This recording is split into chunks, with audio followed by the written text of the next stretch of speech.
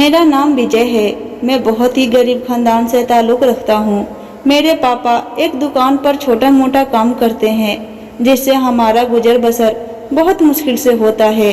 मेरे परिवार में मेरी 2 बहनें और मेरे माता पिता हैं। मेरी दोनों बहनें मुझसे बड़ी और जुड़वा हैं। मैं अपने परिवार में सबसे छोटा सदस्य हूँ। अक्सर मैं पापा को कहता था कि आप कोई अच्छा सा काम क्यों नहीं करते, पर मेरे पापा पढ़े लिखे नहीं थे, जिस कारण उन्हें अच्छा काम नहीं मिलता था। हाँ, पर मेरे पापा मुझे पढ़ा लिखा कर एक अच्छा आदमी बनाना चाहते थे। मेरे पापा जो भी कमाते उसमें से आधे पैसे मेरे पढ़ाई के लिए रखते और आधे पैसों से घर का खर्चा चलता। मैं पढ़ने में अच्छा था। मेरे घर में मेरी बड़ी बहन की रिश्ते की बात चल रही थी और एक दिन उसका रिश्ता पक्का भी हो गया। पर पता नहीं भगवान ने हमारी किस्मत में क्या लिखा है कि इसी बीच मेरे पापा की मौत हो गई। पापा के जाने के बाद मेरा घर बिखर गया था। मेरी बहन का रिश्ता भी टूट गया था। अब तो घर की हालत ऐसी हो गई थी कि एक टाइम का खाना भी बहुत मुश्किल से नसीब होता था। अभी मेरी पढ़ाई पूरी नहीं हुई थी। मुझे अपनी पढ़ाई बीच में ही छोड़नी पड़ी और काम की तलाश में लग गया, पर काम नहीं मिल रहा था। फिर मैं ऑटो चलाना शुरू कर दिया। दरअसल मैं ऑटो के मालिक से ऑटो लेता और पूरे दिन ऑटो चलाता, जिससे मुझे दिन के 500 रुपये मिल जाते थे। पर 500 में मैं क्या क्या करता। घर भी चलाना था और अपनी बहनों का शादी भी करनी थी। छोटी सी उम्र में मेरे सर पर बहुत बड़ी जिम्मेदारी आ गई थी। एक दिन मेरे ऑटो में एक साहब बैठे। दरअसल उन्हें पास के रेलवे स्टेशन तक जाना था। मुझे उदास देखकर वह मुझसे बात करने लगे। कहने लगे, तुम्हारी उम्र तो ज़्यादा नहीं लग रही है। तुम्हारी उम्र अभी पढ़ाई की है। इस उम्र में ऑटो क्यों चला रहे हो? क्या तुम्हें पढ़ने में मन नहीं लगता? मैंने मुस्कुराकर जवाब दिया, साहब हम गरीब लोग हैं। हालात हमसे सब कुछ करवा देता है। पढ़ना वाला किसको अच्छा नहीं लगता, पर हालात ने मुझे पढ़ाई छुड़वा कर ऑटो चलाने पर मजबूर कर दिया, इसलिए मैं ऑटो चला रहा हूँ। फिर साहब बोले, कहाँ तक पढ़े लिखे हो तुम? मैंने कहा, जी ज़्यादा नहीं, बीकॉम तक ही पढ़ाई पूरी की है। मैं और भी आगे पढ़ना चाहता था, पर इसी बीच मेरे पापा की मौत हो गई, जिस वजह से अपने घर को संभालने के लिए मुझे यह ऑटो चलाना पड़ रहा है। साहब बोले, शहर में मेरे एक दोस्त की अपनी फैक्ट्री है, क्या तुम वहाँ पर काम करना चाहोगे? मैंने कहा, साहब अगर मैं शहर चला जाऊँगा तो मेरी माँ और मेरी बहनों का कौन ख्याल रखेगा? साहब बोले, दरअसल तुम पहले अकेले जाकर वहाँ पर कुछ महीने काम करना और फिर अपनी माँ और अपनी बहनों को अपने पास बुला लेना। मैं तुम्हारी सैलरी भी अच्छी खासी करवा दूंगा। मैंने कहा, साहब आप एक अनजान लड़के के लिए इतना सब कुछ क्यों कर रहे हैं? मैं तो आपको जानता भी नहीं, फिर मैं आप पर कैसे यकीन कर लूं? साहब बोले, तुम अनजान कहाँ हो? हम सब तो इस देश के वासी हैं। मुझे तो खुशी होगी कि मैंने अपने देश के एक भाई को रोजगार दिया। मैं तुम्हारे ऊपर कोई एहसान नहीं कर रहा, बल्कि मैं तो यह अपनी खुशी से कर रहा हूँ। मुझे अच्छा लगता है अपने देश के लोगों के लिए कुछ करना। अब तुम्हारे ऊपर है कि तुम मुझ पर यकीन करोगे या नहीं। फिर साहब ने अपने बटुए से एक कार्ड निकाला और मेरे हाथ में देते हुए बोले, यह मेरा एड्रेस है। अगर तुम्हें अपने घर की परिस्थिति सुधारनी होगी तो इस पते पर पहुंच जाना, बाकी तुम्हारी मर्जी। जाते वक्त साहब ने भाड़े के पैसे तो दिए ही, पर अलग से 1000 रुपये भी दिए। मैं वह पैसे लेने से मना कर रहा था। साहब बोले, रख लो, तुम्हारे काम आएगा। साहब के काफी बोलने पर मैंने वह पैसे रख लिया। मैं पूरे रास्ते बस यही सोच रहा था कि आखिर एक अनजान आदमी मेरी मदद क्यों करना चाहता है। क्या वह मेरी गरीबी का फायदा उठाना चाहता है या सच में वह दिल से मेरी मदद करना चाहता है? मैं घर आया और अपनी माँ को सारी बात बताया। माँ और मेरी बहनें खुश हो गई। बोली, तू एक बार शहर जाकर देखता क्यों नहीं? हो सकता है कि वह साहब सच बोल रहे थे, वो सच में तेरी मदद करना चाहते हो। सबको यह मौका नहीं मिलता और तुझे मिला है तो तू इस मौके को हाथ से मत जाने दे। माँ और मेरी बहनें मुझे शहर जाने के लिए जिद करने लगी। मैं भी हालात का मारा शहर के लिए निकल गया। हमारे गांव से शहर ज्यादा दूर नहीं था, करीब 5 से 6 घंटे में मैं शहर पहुंच गया। साहब के कार्ड के पते के अनुसार मैं उनके घर के सामने खड़ा था। घर बहुत बड़ा था, हमारे लिए तो किसी महल से कम नहीं था। घर के ग्राउंड में कई गाड़ियां खड़ी थी। घर के बाहर एक चौकीदार खड़ा था। मैं चौकीदार के पास गया और कार्ड को दिखाते हुए बोला, क्या यह यहीं का पता है? उसने कार्ड देखकर कहा, हाँ, यह पता तो इसी मकान का है। कहो क्या काम है? मैंने कहा, दरअसल साहब मुझे बुलाए थे, मैं साहब से मिलने आया हूँ। उसने मेरा नाम पूछा, मैंने अपना नाम बता दिया। फिर वह अपने फोन से किसी को फोन लगाया और बोला कि गांव से कोई विजय नाम का लड़का आया है और आपसे मिलना चाहता है। उधर से क्या आवाज आई वह मुझे नहीं पता। फिर वह अपना फोन रख दिया और बोला, चलो मेरे साथ। वह आगे आगे और मैं उसके पीछे पीछे जाने लगा। जब मैं घर के अंदर गया तो मेरी आंखें फटी की फटी रह गई, क्योंकि वह घर इतना सुंदर था कि मन कर रहा था कि बस देखता ही रहूं। ऐसा घर मैंने आज तक नहीं देखा था। बाहर इतनी गर्मी थी और घर में जाते ही ठंडी ठंडी हवा महसूस होने लगी। चौकीदार ने मुझे हॉल में लगे सोफे पर बैठा दिया और बोला, साहब आते ही होंगे, तुम यहीं पर उनका इंतजार करो। मैं सोफे पर बैठकर ठंडी ठंडी हवा का आनंद ले रहा था कि तब तक एक काम करने वाला नौकर जूस लेकर आया और बोला, आप जूस पीजिए, साहब आ रहे हैं। मैं सोफे पर बैठकर जूस पी रहा था कि कुछ ही देर में साहब ऊपर से उतरते हुए देखे। मैं साहब को देखकर खड़ा हो गया और उनको हाथ जोड़कर नमस्ते किया। साहब मेरे पास आए और बोले, मुझे पता था तुम जरूर आओगे। अभी मेरी और साहब की बातें चल ही रही थी कि ऊपर से एक बहुत ही खूबसूरत लड़की आई हुई दिखी। वह इतनी खूबसूरत थी कि मेरी नज़र उससे हटने का नाम ही नहीं ले रही थी। वह साहब के पास आई और कुछ बोली, पर मैंने ध्यान नहीं दिया। मेरा ध्यान तो बस उसको देखने में ही था। फिर वह बाहर चली गई। साहब मुझसे बोले, कहाँ खो गए हो? मैंने अपनी मुस्कान को छुपाते हुए कहा, कुछ नहीं साहब। साहब बोले, यह मेरी बेटी नंदू है।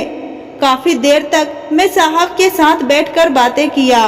फिर हम दोनों ने साथ में लंच किया और फिर साहब मुझे अपने साथ अपने दोस्त के फैक्ट्री ले गए, जहां उन्होंने मुझे काम दिलाया और तनख्वाह 25,000 महीने का। मैं तो खुशी से फूले ना समा रहा था। मैं खुश हुआ कि अब मेरी बहनों की शादी अच्छे से हो जाएगी। मैं शहर में अकेले रहता था। मेरी माँ और मेरी बहनें गांव में ही रहती थी। मैं गांव में ही घर खर्चे के लिए पैसे भेज देता था और कुछ पैसे सेविंग करता था अपनी बहनों की शादी के लिए।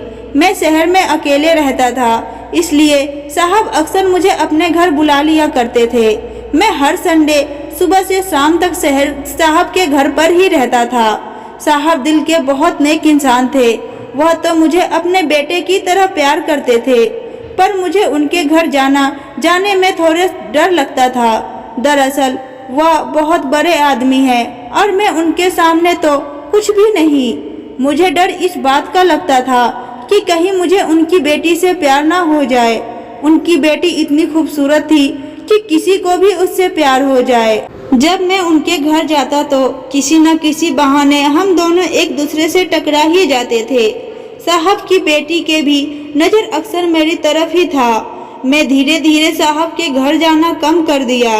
अभी शहर में आए हुए मुझे करीब 3 महीना ही हुआ था कि एक दिन साहब मुझे बहुत जल्दबाजी में अपने घर बुलाए। मैं साहब के घर भागा गया। मुझे लगा कि शायद उनकी तबीयत खराब हो गई है, इसलिए उन्होंने मुझे इतनी जल्दबाजी में बुलाया है। मैं जब उनके पास गया तो उनको सही सलामत देखकर मेरी जान में जान आई, पर साहब बहुत गुस्से में लग रहे थे। मैं साहब से पूछा, क्या बात है, आप इतने परेशान क्यों लग रहे हैं? साहब बोले, कभी भी किसी का भला नहीं करना चाहिए। मैंने कहा, आप ऐसे क्यों बोल रहे हैं, क्या हुआ है? साहब बोले, मैंने तुम्हें मजबूर देखकर तुम्हारी मदद की और तुमने बदले में मुझे क्या दिया? मेरे ही घर में चोरी की। मैं साहब की तरफ हैरत भरी निगाहों से देखने लगा और बोला, साहब, मैं और आपके घर में चोरी? यह आप कैसी बातें कर रहे हैं? आपको जरूर कोई गलतफहमी हुई है। साहब बोले, नहीं, मुझे कोई गलतफहमी नहीं हुई है, बल्कि मेरे पास तो सबूत भी है। मैंने कहा, कैसा सबूत? मुझे भी तो दिखाइए, मुझे भी तो पता चले कि आखिर मैंने किस चीज की चोरी की है। साहब ने अपनी बेटी नंदू को आवाज लगाई। नंदू ऊपर से भागी भागी नीचे आई और बोली, जी पापा, क्या हुआ? साहब बोले, इसको सबूत चाहिए कि इसने किस चीज की चोरी की है। साहब मुझे अपनी बेटी की तरफ इशारा करते हुए बोले, यह है सबूत। मैं साहब की बेटी की तरफ हैरत से देखा तो वह शर्माकर वहां से भाग गई। मुझे तो कुछ भी समझ में नहीं आ रहा था कि आखिर हो क्या रहा है। मैंने तो कोई चोरी नहीं की है।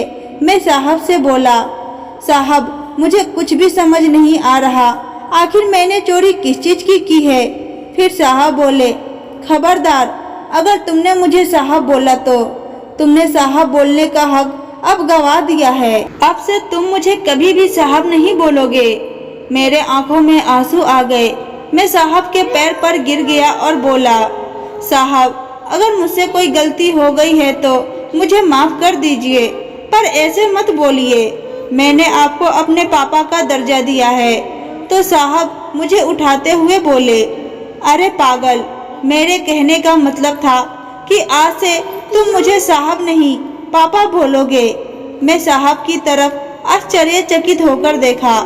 साहब बोले, हाँ, अब से तुम मुझे साहब नहीं पापा बोलोगे। और बात रही चोरी की, तो तुमने मेरी बेटी का दिल चुराया है। मेरी बेटी तुमसे प्यार करने लगी है और तुमसे शादी करना चाहती है। यह बात सुनते ही मैंने अपना कदम पीछे कर लिया और बोला, साहब, आप इतने बड़े हस्ती है और मैं तो आपके सामने कुछ भी नहीं। फिर कैसे आप अपनी बेटी की शादी मुझसे कर सकते हैं? आपको तो अपनी बेटी की शादी अपनी बराबरी में करनी चाहिए, मुझ जैसे गरीब के साथ नहीं। साहब बोले, मुझे अपनी बेटी की खुशी ज्यादा मायने रखती है। मैं अपनी बेटी से बहुत प्यार करता हूँ और उसकी खुशी पूरी करनी मेरी जिम्मेदारी है। मुझे नहीं पता वह एक गरीब से प्यार करती है या अमीर से। मुझे तो बस यह पता है कि वह एक सच्चे और अच्छे इंसान से प्यार करती है। सच कहूँ तो तुम जैसा जीवन साथी मिलना बहुत मुश्किल होता है। मैं तो पहले से ही तुम्हें पसंद करता था और अब मेरी बेटी भी तुम्हें पसंद करने लगी है। अगर तुम्हें कोई आपत्ति ना हो तो मैं अपनी बेटी की शादी तुमसे करना चाहूँगा। मेरी यह जो संपत्ति है वह सब मेरी बेटी का ही तो है और शादी के बाद यह संपत्ति तुम्हारी भी हो जाएगी, जिससे तुम, तुम्हारी माँ, तुम्हारी बहनें और मेरी बेटी हमेशा खुश रहेंगे। तुम अपनी बहनों की शादी बहुत धूमधाम से कर सकोगे। मैंने साहब से कहा, मैं अपने घर पर बात करके फिर बताऊंगा। मैं अगले ही दिन अपने घर के लिए रवाना हो गया। जब घर पर आया तो माँ और मेरी बहनें मुझे देखकर पहले तो वो सोचने लगी कि शायद मेरी नौकरी चली गई है, इसलिए मैं घर आया हूँ।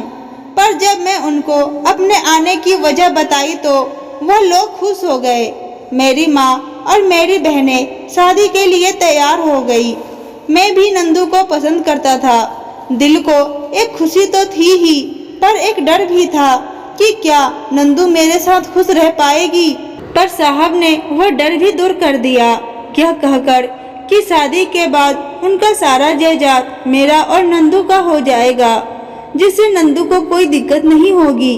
वह बचपन में जिस ऐशो आराम में पली बड़ी है वह उसी ऐशो आराम में रहेगी। मेरी और नंदू की शादी साहब ने बहुत धूमधाम से शहर में ही कराई। शादी के बाद हमारी गृहस्थी बहुत अच्छे से चल रही थी। मैंने अपने गांव का घर भी तोड़कर एक बड़ा सा घर बनवा दिया था।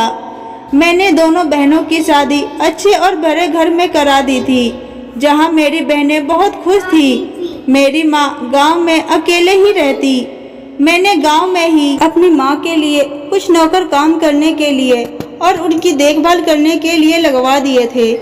एक दिन तो मेरी खुशियों में चार चांद लग गई जब मुझे यह पता चला कि मेरी पत्नी पेट से है। मैं और मेरे ससुर मेरी पत्नी का बहुत ज्यादा ख्याल रखने लगे। मेरे ससुर जी का तो खुशी का ठिकाना ही नहीं था। वह उस बच्चे के आने से बहुत ज्यादा खुश थे। पर इसी बीच साहब को विदेश एक मीटिंग के लिए जाना था, पर साहब नंदू को ऐसे छोड़कर नहीं जाना चाहते थे, इसलिए उन्होंने अपनी जगह मुझे भेज दिया। एक हफ्ते की तो बात थी। यह सोचकर मैं विदेश चला गया। विदेश जाने के बाद न तो मेरी बात नंदू से हो पाती थी और न ही ससुर जी या मेरी माँ से बात हो पाती थी। जब मैं एक हफ्ते बाद विदेश से आया तो मैं हैरान हो गया, क्योंकि मेरी पत्नी और मेरे ससुर जी का एक एक्सीडेंट में मौत हो गई थी। जब यह बात मुझे पता चली तो मैं हक्का बक्का रह गया। मैं नंदू के घर आया तो देखा कि पुलिस ने उस घर को सील कर लिया है। जब मैंने पुलिस से बात की तो पता चला कि अब से यह घर और मेरे ससुर जी की सारी जायदाद अनाथ बच्चों के नाम पर हो गई है। मैंने पुलिस से पूछा, यह कैसे हो सकता है? मैं तो अभी जिंदा हूँ और मैं उनका दामाद हूँ। पुलिस का कहना था कि मेरे ससुर जी की संपत्ति की मालिक उनकी बेटी का बच्चा था, जो कि अब इस दुनिया में नहीं रहा। डॉक्यूमेंट में साफ साफ लिखा है कि अगर ऐसी कोई सिचुएशन आ जाए तो उनका जायदाद गरीब बच्चों में बांट दिया जाए। मैं खुद को संभालते संभालते अपनी माँ के पास पहुँचा और अपनी माँ को सारी बात बताई। माँ को भी मेरी बात पर विश्वास नहीं हो रहा था। माँ ने मुझे तसल्ली दी और मुझे संभाला। मैं अपने ससुर जी के उसी दोस्त के पास जाकर काम करने लगा जहाँ ससुर जी ने मुझे पहले काम पर लगवाया था। शहर में मेरी एक दोस्त की अभी अभी शादी तय हुई थी, जो कि मुंबई में थी। मैं उस शादी में शरीक होने के लिए मुंबई पहुंचा, पर जब मैं मुंबई गया तो मेरे पैरों तले जमीन खिसक गई। मैं मुंबई के बीच पर एक दिन घूम रहा था कि मेरे आंखों के सामने मेरे ससुर और मेरी पत्नी एक दूसरे के बाहों में बाहें डाले और गोद में एक छोटी सी बच्ची को लिए घूम रहे थे। मैं तो उन्हें देखकर बहुत खुश हुआ। मैं दौड़कर उनके पास गया, पर वो लोग मुझे देखकर घबरा गए और मुझे पहचानने से इनकार करने लगे। पर मैं तो उन्हें अच्छे से पहचान रहा था। वह नंदू और मेरे ससुर जी ही थे और गोद में मेरी वह बेटी, जिसे मैंने अभी तक नहीं देखा था। वो लोग मुझसे भागने की कोशिश करने लगे। मैं उन्हें याद दिलाने की कोशिश करने लगा कि मैं नंदू का पति और अपने ससुर का जमाई हूँ। मुझे ऐसे पीछे पड़ते हुए देखकर नंदू बोली, जानती हूँ कि तुम विजय ही हो और मैं नंदू ही हूँ, पर मैं तुम्हारी पत्नी नहीं हूँ। हमारी तलाक हो चुका है। मैंने कहा, तुम क्या बोल रही हो? हमारी तलाक कब हुई? फिर मेरे ससुर बोले, दरअसल मैंने तुमसे झूठ बोला था कि नंदू मेरी बेटी है। नंदू मेरी बेटी नहीं, मेरी पत्नी है और मैं नंदू से बहुत प्यार करता हूँ। पर मेरे में एक कमी थी कि मैं बाप नहीं बन सकता था। जब मैं पहली बार तुम्हें देखा था और तुमसे बात किया तो मुझे तुम हालात के मारे लगे, इसलिए मैंने सोचा कि तुमको ही अपनी खुशियों की चाबी बनाऊं। इससे मेरा काम भी हो जाएगा और तुम्हारी मदद भी हो जाएगी। इसलिए हमने तुम्हारा सहारा लिया और तुम्हारी गरीबी का फायदा उठाया। और रही बात तुम्हारी और नंदू की तलाक की, तो वो कब का हो चुका है। मैंने धोखे से तुमसे तलाक के पेपर पर सिग्नेचर करवा लिया था। अब तुम्हारे और नंदू के बीच में कोई रिश्ता नहीं है। हाँ, एक बात और, आगे से मेरे और नंदू के बीच में आने की हिम्मत मत करना, वरना मैं तुम्हारी बहनों की जिंदगी बर्बाद कर दूंगा। मैं तो हैरत से बस उन लोगों की तरफ देख रहा था और सोच रहा था कि क्या कोई अपने फायदे के लिए इतना नीचे गिर सकता है। माना कि मैं गरीब हूँ, पर मेरे अंदर भी तो दिल है, मुझे भी तो दर्द होता है। वो लोग मुझे ऐसे ही बीच पर छोड़कर चले गए। मैं तो अपनी बेटी को गोद में लेकर उसको प्यार करना चाहता था, उसको चूमना चाहता था, पर उन लोगों ने मुझे वह मौका भी नहीं दिया। सच कहूँ तो अब मुझे इंसानियत से भरोसा उठ चुका था। कोई गरीब के साथ ऐसा कैसे कर सकता है? इससे अच्छा तो मैं एक ऑटो ड्राइवर ही था। थोड़े पैसे ही थे, पर कम से कम ईमानदारी के तो थे। मैंने अपना गुस्सा अपने दिल में ही दबा लिया। अपनी माँ को इसकी भनक तक नहीं लगने दी। मेरी माँ के लिए वही सच था कि उसकी बहू अब इस दुनिया में नहीं है। आशा करती हूँ आज की कहानी आपको पसंद आई होगी। वीडियो अच्छी लगी तो वीडियो को लाइक करें। चैनल पे नए हैं तो चैनल को सब्सक्राइब करें और कमेंट बॉक्स में अपनी राय बताएं। धन्यवाद।